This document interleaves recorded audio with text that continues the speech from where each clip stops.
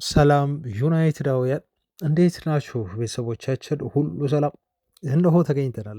በእንግሊዝ ፕሪሚየር ሊግ በ15ኛ ሳምንት የመጨረሻው ጨዋታ ዛሬ ይደረጋል። ምሽት 5 ሰዓት ላይ ነው እንግዲህ ዩናይትድ ወደ ወልቭስ ሜዳ አምርቶ ወልቭስን የሚገጥመው። ወልቭስ ያለፉትን 8 ተከታታይ ጨዋታዎች እንደዚሁ የተሸነፉ ናቸው እና በፕሪሚየር ሊጉ አሁን በጣም ግርጌ ላይ ነው የሚገኙት፣ ታች ማለት ነው። 2 ነጥብ ብቻ ነው ያላቸው። ያለፉትን 5 ጨዋታዎቻቸውን እንደዚሁ ከመሸነፍ አልፈው ምንም አይነት ጎል አላስቆጠሩም።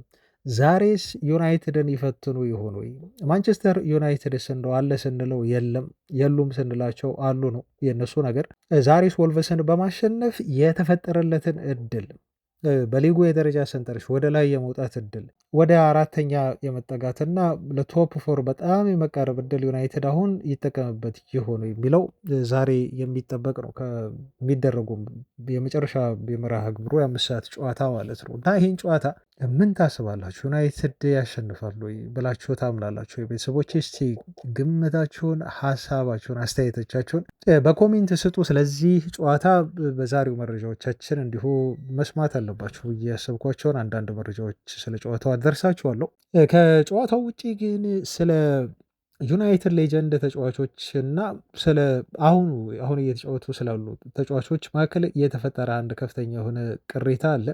ይሄ ቅሬታ ምንድን ነው? በሌጀንዶቹና በአሁኖቹ ተጫዋቾች መካከል የሚለውን ሰፊ የሆነ ዘገባ ነው ትላንት የወጣው። እሱን እነግራችኋለሁ። እዚህ ውጭ ደግሞ ከክለቡ የሚለቁ ተጫዋቾችን የተመለከቱ ዜናዎች አሉኝ ቤተሰቦች። የነ ኡጋርቴ፣ የነ ዘርክዚ፣ ኮቢ ሜኖ፣ እንደዚሁ ማርከስ ራሽፎርድ እና ሜሰን ግሪንውድን የተመለከቱ ዜናዎች አሉ። እነሱም ይቀርቡላችኋል። ወደ ዩናይትድ ሊመጡ ይችላሉ ተብለው ስማቸው የተነሱ ተጫዋቾች አሉ። 2 ተጫዋቾች 170 ሚሊዮን ፓውንድ ዩናይትድ ከከፈለ ተጫዋቾቹን ማግኘት ይችላል ጥር ላይ ተብሎ ተገልጿል። ስለነኚህ ጉዳዮች እና ሌሎችም ተጨማሪ ሀሳቦች አሉ። እነሱን እስከ መጨረሻው አብራችሁኝ ስትሆኑ ታደምጣላችሁ። ቤተሰቦቼ ጊዜያችሁ፣ አቅማችሁ፣ ገንዘባችሁ እስከፈቀደ ድረስ እንድትከታተሉኝ ቪዲዮን ላይክ በማድረግ ጋብዛለሁ። መልካም ቆይታ። አንድም ጨዋታ ያላሸነፈው ወልቭስን ነው ዛሬ ዩናይትድ የሚገጥም። በ15ኛው ሳምንት የእንግሊዝ ፕሪምየር ሊግ መርሃ ግብር የሚደረግ የመጨረሻው ጨዋታ ነው የሚሆነው ዛሬ ምሽት 5 ሰዓት ላይ ማንቸስተር ዩናይትድ ከሜዳ ውጭ ወልቭስን ሄዶ የሚገጥም ይሆናል። ያዌ ጨዋታ ነው የሚሆነው። በጨዋታው በጣም ጥሩ ከሆነው ዜና ስንጀምር ዩናይትዶች የማቲያስ ዴሊክትን ግልጋሎት ዛሬ ሊያገኙ ይችላሉ ተብሏል።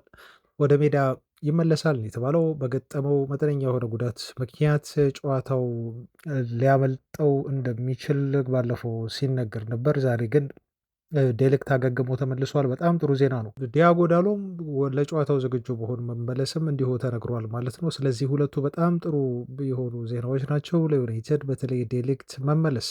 ቤንጃሚን ሼሽኮና ሃሪ ማጉዌር ግን አሁንም በጉዳት ምክንያት ከስብስብ ውጭ መሆናቸው ተነግሯል።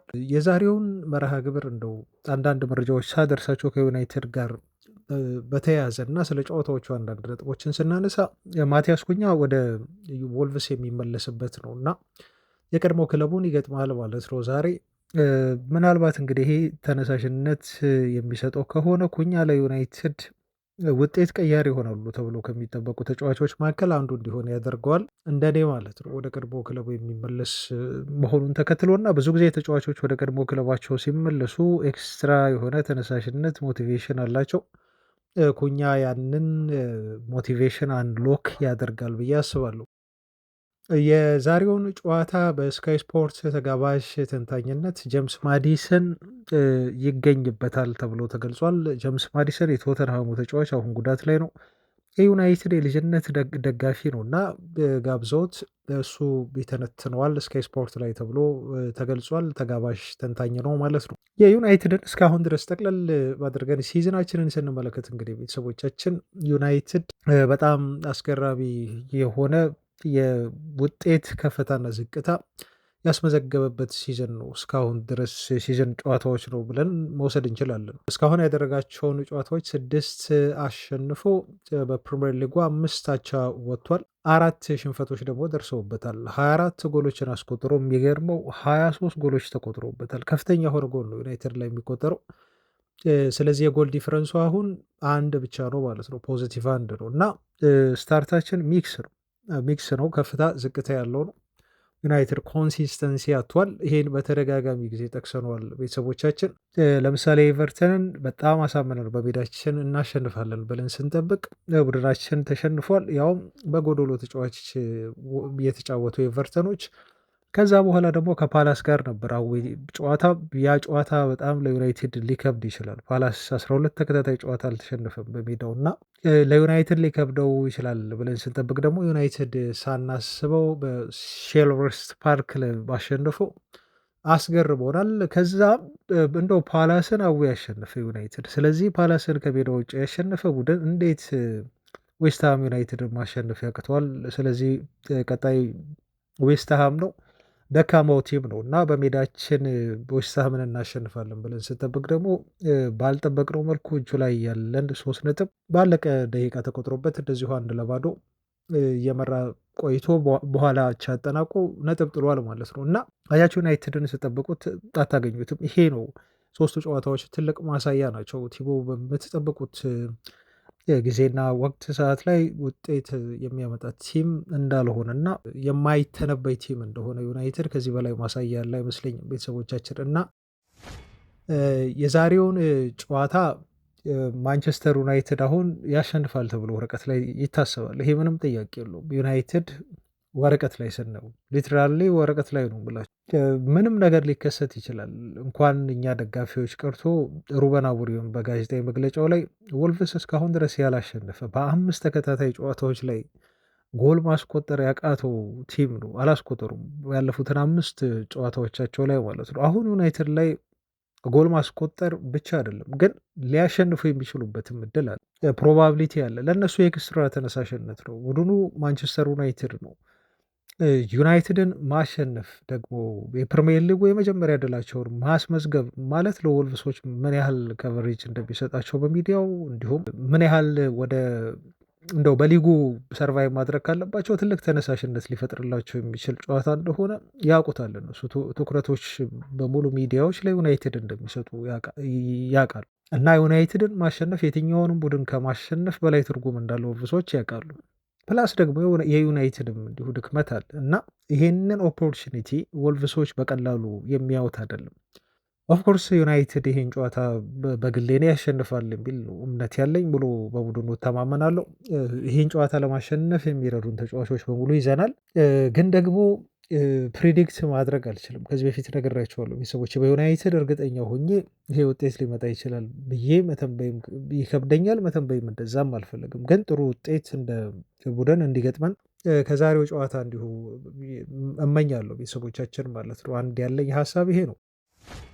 ስለ ማንቸስተር ዩናይትድ ስናወራ እኔ ሁል ጊዜ እንደምለው እና በተለይ በባለፉት ጥቂት ሳምንታት ላይ ተከስቶብን እንዳየ ነው ሁልጊዜም እድል ይሰጡናል ቡድኖች ማለት ነው። በዚህ ሲዝን እንኳን ለሶስተኛ ተከታታይ ጊዜ ዩናይትድ ሁለተኛ ደረጃ የሚቀመጥበትን ወይ ደግሞ በሶስተኛ ደረጃ የሚቀመጥበትን ተደጋጋሚ እድል ሌሎቹ ከሱ ተፎካካሪ የሆኑ ከዩናይትድ ጋር በአውሮፓ ሻምፒዮንስ ሊግ የሚፎካከሩ ቲሞች ነጥብ እየጣሉ 3 ጊዜ ኦልሞስት ማለት ይቻላል ቡድኑ ሳይጠቀምበት ቀረ ማለት ነው። በሶስቱም አሸንፎ ከፍ ማለት የሚችልበትን እድል ውጤት ሰምተው ገብተው ነው ዩናይትድ ሳይጠቀምበት የቀረው ማለት ነው። የሚያስገርመኝ ግን አሁንም በዚህ ሳምንት ደግሞ ሌላ እድል ተሰጠው ማለት ነው። ምክንያቱም አስቡት አርሰናል አሁን ባለፈው ተሸንፏል በአስቶን ቪላ። በጣም የሚያስገርም ጨዋታ ነበር ያ ጨዋታ። ከዛ በኋላ ደግሞ እንዲሁ ሊቨርፑል ከሜዳ ውጭ በተመለከታችሁት መልኩ 3 አቻ ወጣ። ሊቨርፑልም ነጥብ ጣለለት። ቀጥተኛ የአውሮፓ ሻምፒዮንስ ሊግ ተፎካካሪ ክለቦች ናቸው እነኚህ። እንደው የፕሪሚየር ሊጉን ፉክክር እንኳን ብንረሳው ነው ወደ ጎን ብንል ለጊዜው። እንደዚሁም ቼልሲ ነጥብ ጥሏል እና ለዩናይትድ ይሄ እድል የማይገኝ እድል ነው እውነት ለመናገር ቤተሰቦቻችን። እነኚህ 3 ቡድኖች ነጥብ መጣላቸው ዩናይትድ ካሸነፈ ዌስትሃምን በቀጥታ አሁን ደግሞ የፕሪሚየር ሊጉ የደረጃ ሰንጠረዥ ስታዩት በጣም ተቀራራቢ ነው ነጥባቸው ማለት ነው። እንደውም የሊጉን የደረጃ ሰንጠረዥ እያየሁ ባሆራችሁ ይሻላል ቤተሰቦች ምን ያህል የቡድኖች ነጥብና ደረጃ መቀራረብ እንዳለ ማለት ነው። ዛሬ ዩናይትድ ካሸነፈ በቀጥታ ወደ ላይ ነው የሚወጣው እና ወደ አውሮፓ ቻምፒዮንስ ሊግ የሚያሳትፈውን ደረጃ ለመያዝ 3 ነጥብ በጣም ወሳኝ ይሆናል። ለምሳሌ 12ኛ ነው አሁን ዩናይትድ 22 ነጥብ አለው። የዛሬውን ጨዋታ የሚያሸንፍ ከሆነ 25 ነጥብ ነው የሚገባው። 25 ነጥብ ማለት ደግሞ አምስተኛ ደረጃ ላይ ያስቀምጠዋል ማለት ነው። ወይ አምስተኛ ወይ ስድስተኛ። ከቼልሲ እኩል ነጥብ ነው የሚኖረው 25። ከቶፕ ፎር ደግሞ በስንት ነው የሚርቀው? በአንድ ነጥብ ብቻ ይርቃል ማለት ነው። አያችሁ ቡድኖች የሚሰጡንን እድል ተመልከቱ ቤተሰቦች። 3 ጊዜ እድሎች ሰጥተውናል ከዚህ በፊት አልተጠቀምንበትም። ዛሬ 4ተኛ እድል ነው የሚሰጡን ማለት ነው። ይህን እድል ደግሞ ተጠቅመን ወደ አውሮፓ ሻምፒዮንስ ሊግ የሚያሳትፈንን ደረጃ ለመያዝ እንጠጋለን የሚለው አብረን እናያለን ማለት ነው። አሁን ክሪስታል ፓላስ 26 ነጥብ ነው ያለው ማለት ነው፣ 4ተኛ ላይ የተቀመጠው። ስለዚህ ከቼልሲ ጋር እኩል እንሆናለን በነጥብ። እኔ እንደማምነው አስቶን ቪላ አሁን የተቀመጠበት ቦታ ወይ ደግሞ ሲቲ የተቀመጠበት ቦታ የዩናይትድ መሆን ነበረበት። በአሁን ስለ ችግሩ ዩናይትድ ለምንድን ነው ውጤት ያጣው? ለምንድን ነው እነኛን ጨዋታዎች በተለይ ከፎረስት ጋር፣ ከቶተንሃም ጋር፣ ከኤቨርተን ጋር እንደዚሁም ከዌስትሃም ጋር በእጃችን ላይ የነበሩ እንዲሁ የማሸነፍ እድሎችን ለምንድን ነው ያልተጠቀምነው ወደሚለው አልመጣም። ወደኋላ ተመልሼ እሱን ብዙ ነገር ስላልንበት ማለት ነው።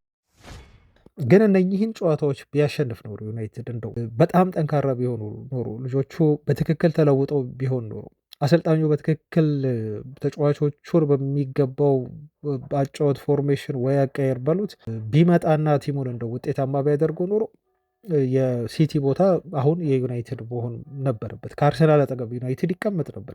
ሲምፕሊ በእነኚህ አሁን በጠቀስኩላችሁ 4 ጨዋታዎች ያጣናቸውን ውጤቶች እንደ ሳምፕል በመጥቀስ ነው። እሱን ተዉትና በሜዳችን እንኳን ከኤቨርተን እና ከዌስትሃም ጋር ያደረግነውን ጨዋታ ብናሸንፍ ኖሮ ከሁለቱም የምናገኘው 5 ነጥብ ኦልሞስት ዩናይትድን 30 ነጥብ ነበር የሚያደርሰው። አይገርም? 30 ነጥብ ዩናይትድ ይሆን ነበር። በኤቨርተን 3 ነጥብ ያጣ፣ በዌስትሃም ደግሞ 2 ነጥብ ማለት ነው። ይሄ 30 ነጥብ ማለት ከአስቶን ቪላ ጋር እኩል 30 ነጥብ ላይ ያስቀምጠናል። 3ተኛ ናቸው። ከሲቲ በ1 ነጥብ እንድንርቅ ነው የሚያደርገን።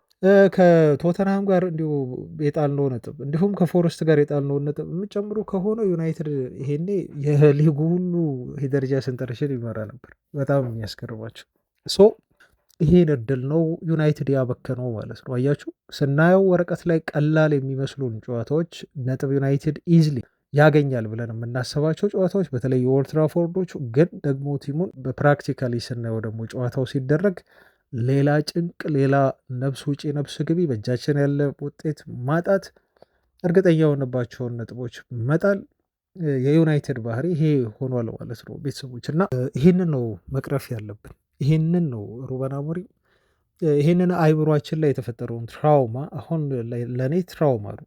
ለብዙዎቻቸው የዩናይትድ ደጋፊዎችም ሰሞኑን አስተያየት ሲሰጡ ነበር። እንደውም ኮሜንት ላይ እያየሁ እርግጠኛ አይደላችሁም ወልቭስን ዩናይትድ እንደሚያሸንፍ። ለምንድን ነው ይሄን ያለው እርግጠኛ መሆን ያቃታችሁ?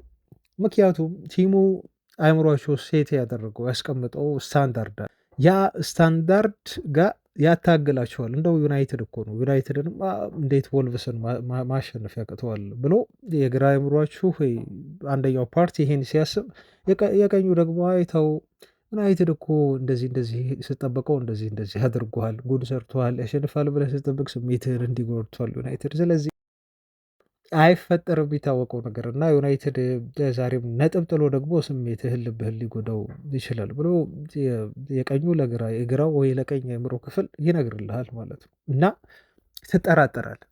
ትጠራጠራለህ ሊትራሊ ትጠራጠራለህ። አሁን ያ ስሜት ውስጥ ነው ያለ ነው እኛ ማለት ነው እንደ ደጋፊ። እኔ ሳወራ አሁን ከዚህ በኋላ ስለ ዩናይትድ ደጋፊ ስለሆንኩ እንደው ዩናይትድ ቢያሸንፍ የሁላችንም ደስታ። ነገ በጥሩ መንፈስ እንግዲህ በጥሩ የሆነ ድባብ ተገኝተን ዜናዎችን የምንሰራው ማለት ነው። እናንተም ቢሆን በጥሩ ሳምንት ታሳልፋላችሁ። ዩናይትድ ሲያሸንፍና ዩናይትድ ተሸንፉ ሳምንቱም እኮ ሰላም አይሆንም ቤተሰቦቻችን አይደል? ስለዚህ ለቡድናችን መልካም ነገሩን ሁል ጊዜም ቢሆን እንመኛለን። በዛሬውም ምሽቱ 5 ሰዓት ላይ ጨዋታ ዩናይትድ እንደሚያሸንፍ እጠብቃለሁ ግን አልገምትም ነው። እንደ ድሮ ዩናይትድ ይሄ በዚህ ያህል ውጤት ያሸንፋል ብዬ በመገመት በዚህ ዩናይትድ ስብስብ በዚህ ሜንታሊቲ ግን ያንን ነገር እንትን አልልም ማለት ነው። ቤተሰቦቻችን ግን የዛሬውን ጨዋታ የምናሸንፍ ይመስለኛል ነው ሀሳቤ። እናንተም ስለ ጨዋታው ያላችሁን ሀሳብ አስተያየት በተመለከተ የሚሰማችሁን በኮሜንት ከታች እንድታሰፍሩ ቤተሰቦች እየጠየቅኩኝ በቀጥታ ወደ እንደው ዜና መልክ ያላቸውን መረጃዎች ላድረሳችሁ። ከክሪስታል ፓላስ ጋር እንደተጫወትን የክሪስታል ፓላስን ጨዋታ ለመከታተል ተገኝተው የነበሩት የዩናይትድ ኦፊሻል የሆኑት ዊልኮክስ በሼልቨርስት ፓርክ ነበሩ እና ለዩናይትድ ሪፖርት የሚሰሩ አንዳንድ ጋዜጠኞች ነበሩ አጠገባቸው ተባለ እና ያን ጨዋታ ካሸነፍን በኋላ በተለይ ጋዜጦች ብዙ አሞሪምን እንዳይጠራጠሩ እና ትረስት ፕሮሰስ የሚል መልእክት እንደነገሯቸው ለጋዜጠኞቹ ይህን ነገር እንዳስተላለፉ ተገልጿል ነው የተባለው ማለት ነው። እና እነኚህ ትልልቅ የተባሉ ጋዜጠኞች ሜይ ቢ ማንቸስተር ኢቭኒንግ ጋዜጠኞች ይሆናሉ ወይ ሌሎች የዩናይትድ ቅርብ ናቸው ኮረስፐንደንት ናቸው ተብሎ የሚጠሩ ጋዜጠኞች እመኑት አሞሪምን እና ብዙ ኖይዝ አታንሱ ነው እንግዲህ አሞሪም ላይ ጥያቄ እያነሳችሁ አሰልጣኙን እንዳይረጋጋ አታድርጉት እና ፕሮሰሱን ማመን ይኖርባችኋል ብለው ነው አሉ ተብሎ የተገለጸው። ይሄ ክሪስዌል የዴይሊ ሜል ጋዜጣ ዘጋቢ ነው ይሄን የጻፈው ማለት ነው። አሁን ዊልኮክስ ይሄን ካሉ በኋላ ነው እንግዲህ ዩናይትድ ባለፈው በዌስትሃም በሜዳው ነጥብ የጣለው ማለት ነው። ዛሬም ደግሞ ዩናይትድ እንደው በወልቭ ሳያደርገውና ነጥብ ቢጠል ወይ ደግሞ እንደው ሽንፈቱ የሚመጣ ከሆነ ይበልጥ ጫናው እየጨመረ መሄዱ ምንም ጥያቄ የለውም። ሰሞኑንም እንደውም ብዙ ዜናዎች ሲወሩ ነበር። የክለቡ ባለቤቶች አሜሪካውያኑ ደስተኛ አይደሉም ተብሏል። ኢኒዌሶች ደግሞ ትንሽ ጊዜ መስጠት ይፈልጋሉ ለአሞሪም ተብሏል። ግን የዩናይትድ ሰዎች ጋር ሀሳባቸው ውስጥ ሩበን አሞሪም እንደው ይዘልቅ ይሆን አይዘልቅ ይሆን የሚል ጥያቄ የተነሳ መምጣቱ መፈጠሩ አይቀርም። በተለይ ከዛሬው ጨዋታ በኋላ እንደ ዛሬው ውጤትና ጨዋታ ይወሰን። አንድ መረጃ ትላንት የተመለከትኩት ግን ምንድን ነው እንደው የራትክሊፍ እና የኒውስ ሰዎች ከጎናቸው ቢሆኑም ሩበን አሞሪም ግን ደግሞ ኦን ደ ባክግራውንድ ምናልባት አይታወቅም እንግዲህ በሚል አንዳንድ አሰልጣኞችን እንደው መመልከት ጀምረዋል ተብሎ ሩድ ቫን ኒስተልሮይ በጊዜያዊነት ያው ሲዝኑ እስኪጠናቀቅ በጊዜያዊነት ዩናይትድ ሊይዝ ይችላል ተብሎ ሩድ ቫን ኒስተልሮይም እንደዚሁ በሊስት ውስጥ እንደተካተተ ኢንትሪም ማናጀር በሚለው ተይዟል ማለት ነው። እና አሞሪም እንደው ሳይሳካለት ቀርቶ የሚሰናበት ከሆነ ሩድ ቫን ኒስተልሮይ ሊይዘው ይችላል ዩናይትድን ተብሎ ተገልጿል። እሱ ብቻ አይደለም ኦሌ ጉናር ሶልሻየርም አሁን ስራ የለውም። ስለዚህ እሱም አንዱ ውጭ ነው ማለት ነው። እንግዲህ ክረምት ላይ በቋሚ ዝውውር ዩናይትድ ቅጥር ከመፍጠሩ በፊት አዲስ አሰልጣኝ ከመቅጠሩ በፊት እንደዚህ አይነት አማራጮችን ሊወስድ ይችላል ተብሎ ነው የተገለጸው። ግን ኤኒዌይስ አሁን እሱ ትልቁ ኢሹ አይደለም። ይሄን ትልቅ የዜና ርዕስ አድርጌ ማውራት አልፈልግም። ምክንያቱም አሞሪም ጫናው አሁን እየመጣበት ቢሆንም ግን ስለዚህ ጉዳይ ለማውራት እና ስለ አሞሪም ምትክ የሆነ አሰልጣኝ እንደዚሁ መረጃዎችን በደንብ ስትረስ አድርጎ ለማውራት ጊዜው አሁን አይመስለኝም። እንደ መረጃ ግን ላቅርብላችሁ ብዬ ነው። ሌላው ትላንት የወጣ ይህም መረጃ ነው ከዩናይትድ ተጫዋቾች እና ከሌጀንዶቹ ጋር በተያያዘ እየወጣ ያለ መረጃ ነው። የአሁኖቹ ተጫዋቾች እና የቀድሞ የዩናይትድ ሌጀንድ ተጫዋቾች በጣም ኢንተረስቲንግ ስለሆነ እና ከዚህ በፊትም እኔ ብዬዋለሁ። አሁንም የፈራሁት በዜና ነው የወጣው የፈራኋት መጠረጥራት ዜና ነች። እቺ ዜና እንደው ሊሆን ይችላል በውስጥ ብዬ የማስበው የነበረ ዜና ነው አሁን የወጣው እና ምንድን ነው መሰላችሁ ስለ ዩናይትድ ሌጀንድ ተጫዋቾች ከዚህ በፊት አውርተናል። አንድ ዩናይትድ ቤት ውስጥ መረጋጋት እንዳይፈጠር እያደረጉ ካሉ ጉዳዮች መካከል እንደው ከሜዳ ውጭ ምክንያት ጥቀስ ካላችሁኝ ትልቁ የቀድሞ ዩናይትድ ሌጀንድ ተጫዋቾች ናቸው። በጣም ነው የሚተቹት። ትችታቸው ደግሞ ሁል ጊዜም ቢሆን ሀሰት ነው ማለት አልችልም። ትችታቸው ስራቸው እንደሆነም አውቃለሁ ኦፍኮርስ። ምክንያቱም ስራ ካልሰሩ ወይ ካላወሩ ወይ ካልተቹ ወይ አነጋጋሪ የሆነ ነገር ካላሉ በስተቀር ተመልካች ሊኖረን አይችልም።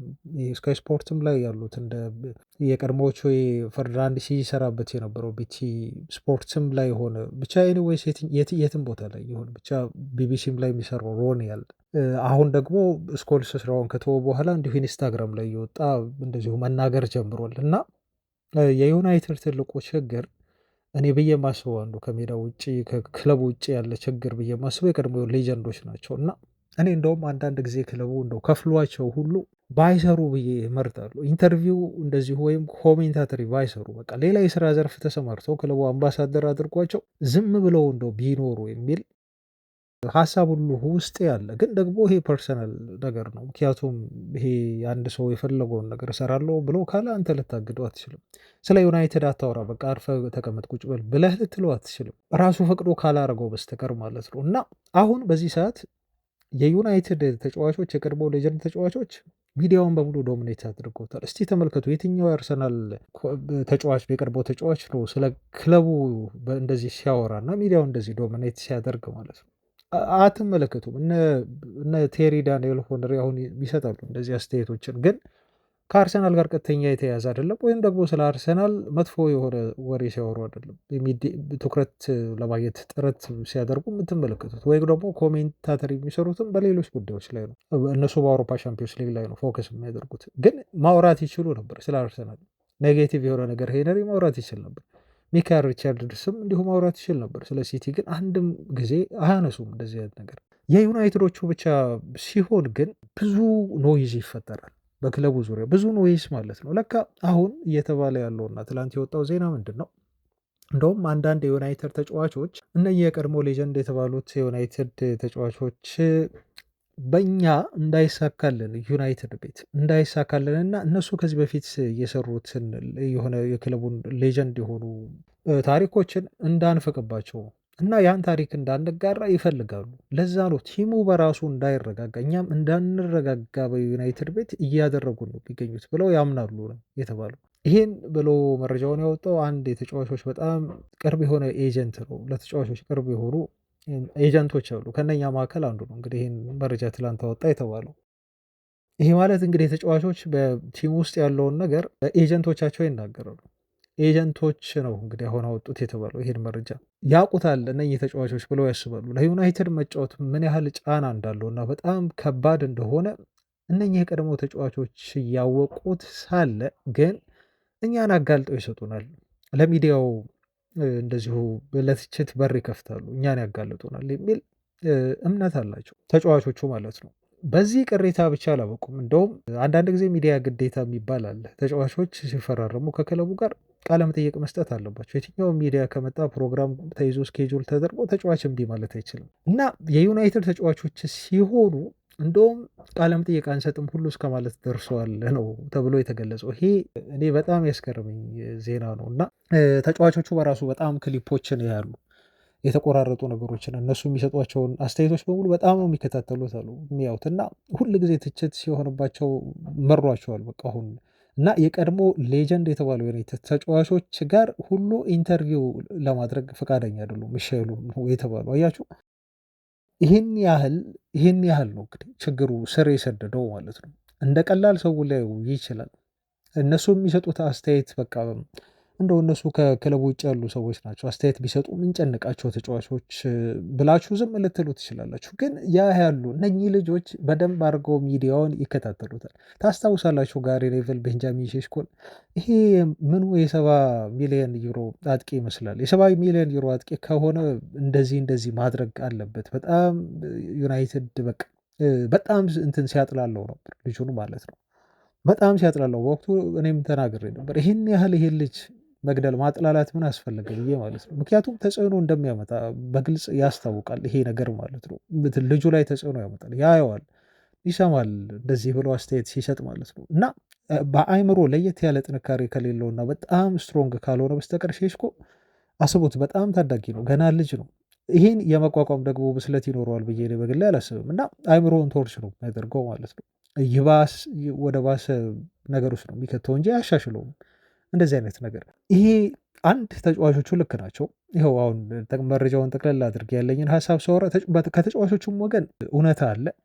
እኔ ሙሉ ለሙሉ የምፈርደው የዩናይትድ ሌጀንድ ተጫዋቾች ላይ ነው። ስለ ክለባቸው መጥፎ ነገር የሚያዩትን ነገር የታዘቡትን አያወሩ ማለት ሳይሆን ተጫዋቾችን አሳልፎ መስጠት እና ለትችት መጋበዝ ለሌሎች ሰዎች እንዲያወሩባቸው ወይ ድክመታቸውን እንዲያዩና እነሱም እንዳይረጋጉ ለማድረግ መሞከራቸው ቶታሊ ስህተት ነው። ሁለተኛ ነገር ደግሞ ተጫዋቾቹ እውነታ ቢኖራቸውም ግን እነሱ ደግሞ ይበልጥ አፍን ለማዘጋት የሰጧቸውን መጥፎ የሆነ ትችት እንደው እንደተሳሳቱ ለማስመስከር ደግሞ ተጫዋቾች የሜንታል ጥንካሬ አለመኖሩ የሜንታሊቲያቸው ዊክ መሆኑ ደግሞ በአንድ በኩል ያሳስበኛል ማለት ነው። እና ተጫዋቾቹ ላይ የምፈርደው ነገር የለም። ምክንያቱም ትችት መጥፎ ነው። ትችት ስራ ያበላሻል። ትችት ይገላል። የተለየ ሰው ካልሆንክ በስተቀር እንደ ክርስቲያኖ ሮናልዶ አይነት ሰው መሆን አለብን። እየተተቸ ስኬታማ ለመሆን የሀፍቶ ጀስት ላይ ክርስቲያኖ ሮናልዶ ሬር ነው። ትናንሽ ወይ በጣም ጥቃቅን ሰዎች ነው ይሄን የሚችሉት፣ በትችት ውስጥ ስኬታማ መሆን የሚችሉት። አብዛኛው የሰው ልጅ ባህሪ ሲተች ምን የሚል ነው? የሚንኮማተር ነው። ይኮማተር ነው የሰው ልጅ። አያችሁ፣ ትልቁ የክለባችን አለመረጋጋት ችግር ዋነኛዎቹ መንስኤዎቹ ሌጀንዶቹ ናቸው። ይህን ያህል ከተጫዋቾቹ ጋር ጸብ ውስጥ ገብተዋል። ክለቡ ውጤት እንዲያጣ የመጣበት አንዱ ምክንያት ያ ነው። ምንም ጥያቄ የለው። አስተዋጽኦ እያበረከቱ ነው እነኚህ ሰዎች ማለት ነው። እንዴት እንደምናስወግዳቸው አናቅም። ቤተሰቦች እኔ ቁጭ ብለው ብያቸዋለሁ፣ ደሞዝ ዩናይትድ እየከፈላቸው ቁጭ ብለው እንደ ሌላ ስራ እየሰሩ ከእግር ኳሱ ቢወጡ እና ስለ ዩናይትድ አስተያየት ባይሰጡ እመኛለሁ። እኔ በግሌ ግን የወጣው መረጃ በጣም ስላስገረመኝና የጠበቅኩት ነገር ስለሆነ ነው ትንሽ ያስገርመኝ ወደ እናንተ እንዲሁ ላድረስ ብዬ ሀሳቡን ያነሳሁት። ቀጥለናል ቤተሰቦች፣ መረጃዎቻችን ይደርሳሉ አሁንም ወደ እናንተ።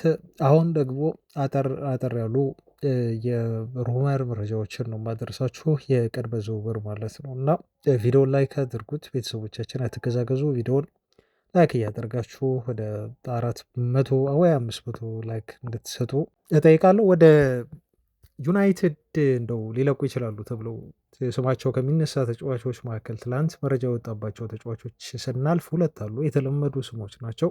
አንደኛው ዘርክዚ ጉዳይ ነው እና ጆሹዋ ዘርክዚ አሁን ዩናይትድን እንዲለቅ ወደ ጣሊያን ጥያቄ ቀርቦ ነበር።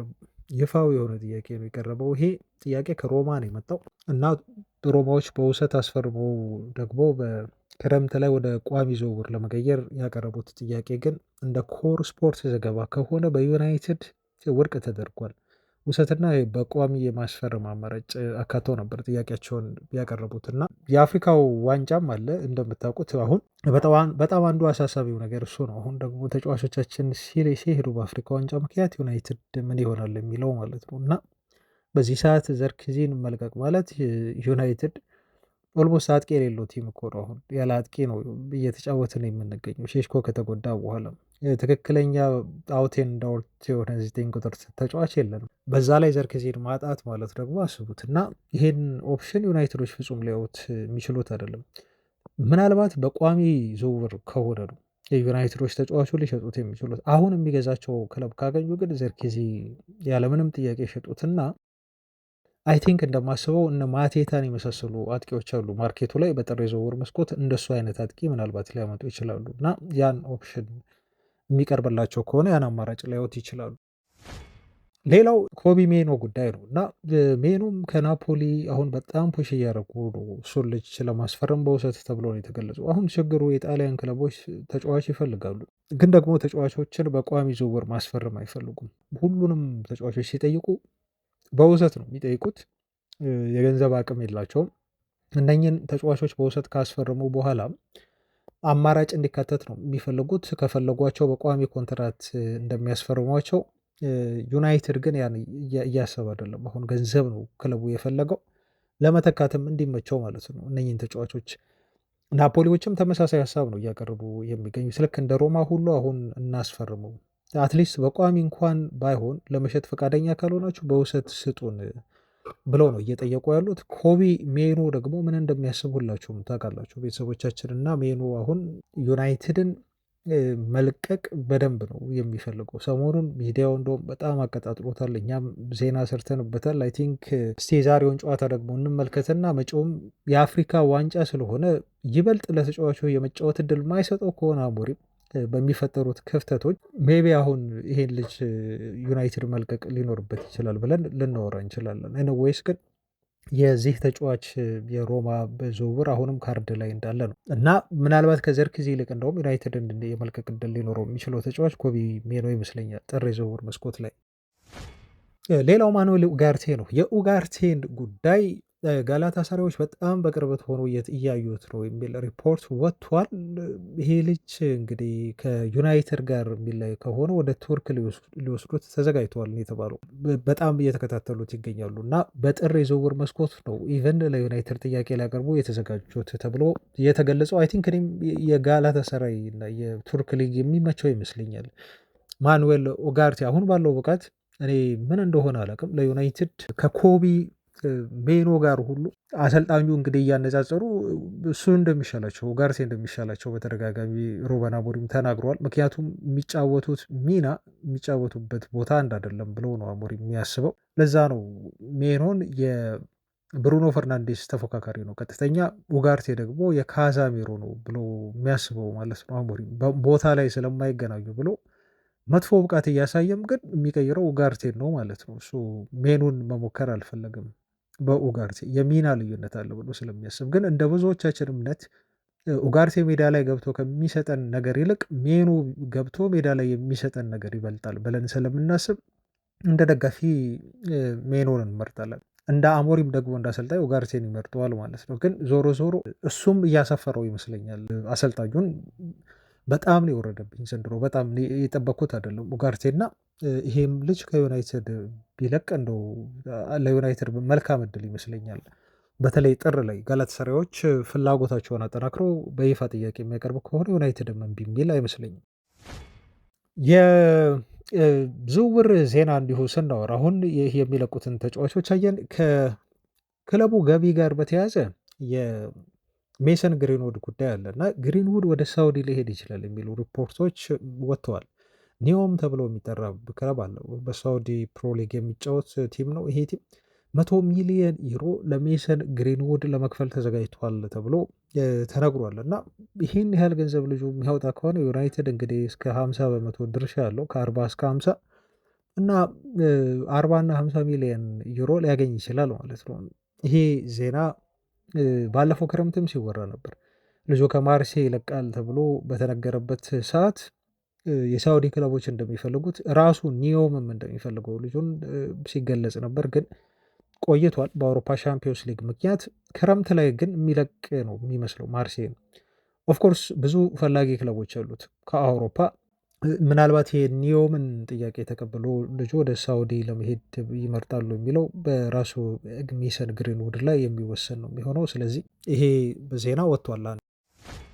የማርከስ ራሽፎርድን መረጃ ስናይ ደግሞ ራሽፎርድን ለማስፈረም ቶተንሃሞች በጣም በቅርበት መከታተል ጀምረዋል ልጁን ተብሎ ተገልጿል። ባርሴሎናዎች 30 ሚሊዮን ዩሮ በቋሚ ኮንትራት የሚያስፈርሙበት አማራጭ ቢቀመጥላቸውም ግን አክቲቭ ለማድረግ እስካሁን አልወሰኑም። እንደውም ቦርዱ ተከፍለዋል ተብሏል። ተጫዋቹን እናስፈርመው ወይንስ ወደ ዩናይትድ መልሰን እንሸኘው የሚለው ላይ እስካሁን ድረስ ቁርጥ ያለ ውሳኔ ማሳለፍ አልቻሉም። ይሄን ደግሞ ፈላጊ የሆኑት ሌሎች ክለቦች አሁን ቶተናም አዲስ ፈላጊ ክለብ ሆነው መጥተዋል። ፔዥም ራሽፎርድን ይፈልገዋል ተብሎ ከዚህ በፊት ተነግሯል።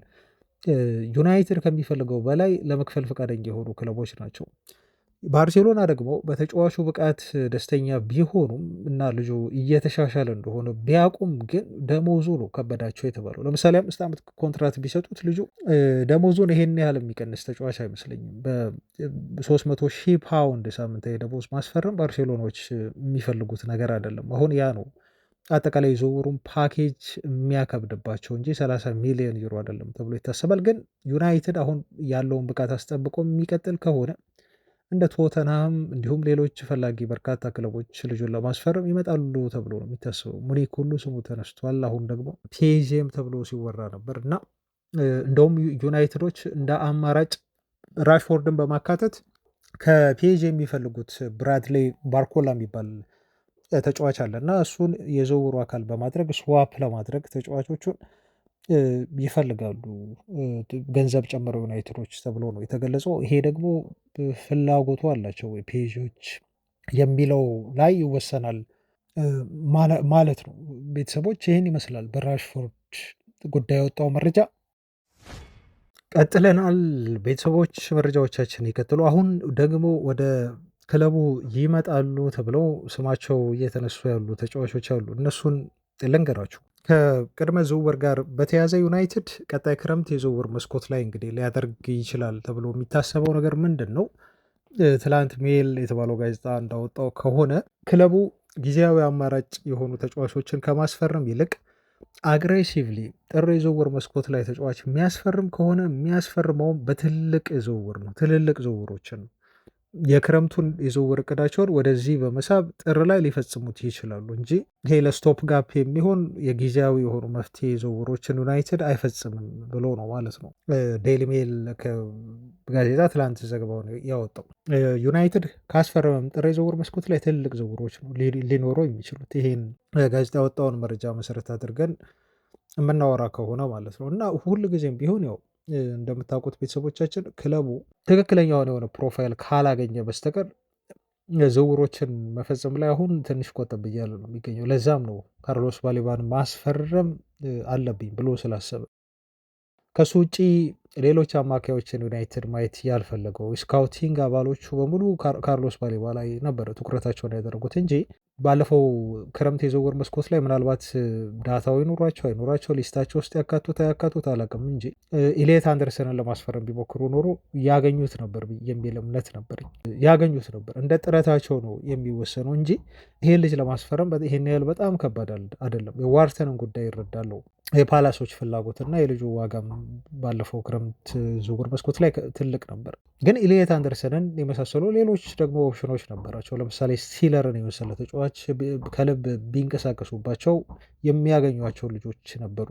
ቀጣይ የጥር የዝውውር መስኮትም ላይ ሲመጣ የሚያስፈርሟቸው ተጫዋቾች ጥራት ያላቸው እና በቀዳሚነት የያዟቸው ትልልቅ ፊርማዎች ነው የሚሆኑት ከገንዘብ ከወጪ አንጻር የምናየው ከሆነ። ነገር ግን ከደሞዝ አንጻር ደግሞ ካየነው ክለቡ ከዚህ በፊት ከሰራቸው ስህተቶች ተምሯል ነው የተባለው። ራትክሊፍም ሆኑ ኢኔሶች አሁን ቀድሞ ሲያወጣ እንደነበረው ዩናይትድ ለፖግባ ከፍተኛ ገንዘብ ከፍሎ በዛ ላይ ከፍተኛ ኮንትራት ደሞዝ ሰጥቶ ለነ አሌክሲስ ሳንቼስ ታውቃላችሁ ፕላስ ለእነ አንችል ቲማሪያ የመሳሰሉ ተጫዋቾች አሁን እንኳን በቅርብ ካሉትና እየተጫወቱ ካሉት ካዛሚሮ እየከፈለ በሚያጫውትበት ደሞዝ ግን ፍጹም ዝውውሮችን ከዚህ በኋላ አይፈጽምም። ዩናይትድ ብዙ ነገር ቀድሞ ከሰራቸው ስህተቶች ስለተማረ እና አሁን ክለቡን ዋጋ እያስከፈሉ ስለሆኑ እነኛ ዝውውሮች ስቲል እስካሁን ድረስ ክለቡ ላይ ተጽዕኖ ስላላቸው እነኚህ ነገሮችን ይጠነቀቃል የተባለው። ትክክለኛው ፕሮፋይል ካለ ግን ጥር ላይ ትክክለኛውን የዝውውር ገንዘብ ከፍሎ የማምጣት ሀሳቡ አሁንም ክለቡ ላይ እንደ እቅድ ተይዟል ማለት ነው አለ። ስለዚህ ቀጣይ ጥር የዝውውር መስኮት ላይ እንደ ኢክረም ኮር ዘገባ ከሆነ ዩናይትዶች ሁለት ተጫዋቾችን ታርጌት ሊያደርጉ ይችላሉ። አንደኛው ኢሊየት አንደርሰን ነው። ሁለተኛው ደግሞ ሴሜንዮ ነው። ለሁለቱ ተጫዋቾች ግን ዩናይትድ 170 ሚሊዮን ፓውንድ ሊጠየቅ ይችላል ብሏል ኢክረም ኮር። አንደርሰን 105 ሚሊዮን ፓውንድ እንደዚሁም ለሴሜንዮ 65 ሚሊዮን ፓውንድ ውል ማፍረሻ ሂሳብ ማለት ነው። እና ይሄን ገንዘብ ይዘው የሚወጡ ከሆነ ልጆቹን ለማስፈረም ዩናይትዶች ያገኟቸዋል ነው የተባለው። ምክንያቱም ፎረስቶች ሀሳባቸውን በግልጽ ነው ያስቀመጡት። ልጁ 100 ቢሊዮን ፓውንድ ካልሆነ በስተቀር ይሄን አማካይ አንሸጠውም ብለዋል። እና ትንሽ ከክለቡ አመራር በኩል ቆራጥ የሆነ ውሳኔ ቀጣይ ጥር የዝውውር መስኮት ላይ ያስፈልጋል። በተለይ በኢሊየት አንደርሰን ዝውውር ላይ ዩናይትድ ክረምት ላይ እንደውም ሊብስ ይችላል። ጫራታው በጣም ስለሚሰፋ የሚፈልጉት ክለቦች በጣም ተበራክተዋል። ቶተናም፣ ማንቸስተር ሲቲ፣ ሊቨርፑል፣ አርሰናል፣ ቼልሲ፣ ኒውካስል እነኚህ ሁሉ ክለቦች አሁን የጠቀስኩላቸው 6 ክለቦች የተጫዋቹ ፈላጊ ናቸው። ከዩናይትድ በላይ በአውሮፓ ቻምፒዮንስ ሊግ የሚሳተፉ የገንዘብ አቅም ያላቸው ክለቦች ናቸው እነኚህ ክለቦች እና ዩናይትድ ጥር ላይ እንደምንም ብሎ ይሄ ልጅ ማግኘት ባለበት ብዬ ነው በግል ያስባለሁ። እሱንና ሴሜንዮ ግድ ያስፈልጋሉ ዩናይትድን እንዲቀላቀሉና ቲሙን እንዲያሻሽሉት ማለት ነው። የኢክረም ኮር ዘገባ ነው። እንግዲህ ይሄን ይመስላል። ወደ ዩናይትድ ይመጣሉ ተብለው ስማቸው ከተነገረላቸው ተጫዋቾች ሁለቱ እነኚህ ናቸው ማለት ነው። ቤተሰቦች ለዛሬ ያስኩላችሁ ዜናዎች እነኚህን ይመስላሉ። አብራችሁኝ ስለነበራችሁ ስለተከታተላችሁኝ እጅግ ከልብ አመሰግናለሁ። ነገ እንግዲህ መልካም ጨዋታ ላለው ከጨዋታው በኋላ በጥሩ የሆነ የጨዋታ ውጤት እንደምንመለስና ነገ እንደምንገናኝ ተስፋ አደርጋለሁ። ሰላም ባይ